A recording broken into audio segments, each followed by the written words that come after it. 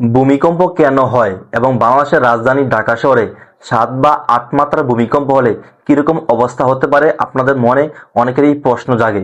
আসলে দেখেন, ভূমিকম্প হয় সাধারণত পৃথিবীর ভেতরে ৭টা বড় বড় প্লেট আছে।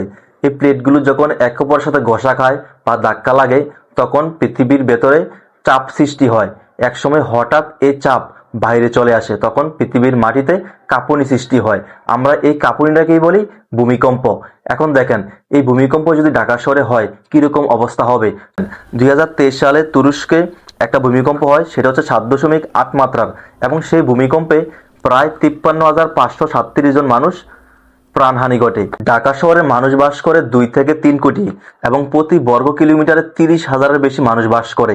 এবং এই ঢাকা শহরে যদি ৭.৮ মাত্রার বা ৯ মাত্রার ভূমিকম্প হয়, তাহলে বিশেষজ্ঞরা বলে বাংলাদেশের ঢাকা শহরের প্রায় ৬৫% বাড়ি ধস হয়ে যাবে এবং গ্যাস বিস্ফোরণ, রাস্তা, কালভার্ট, রেললাইন সব মিলিয়ে ঢাকা শহরে একটা প্রাকৃতিক দুর্যোগে পরিণত হবে।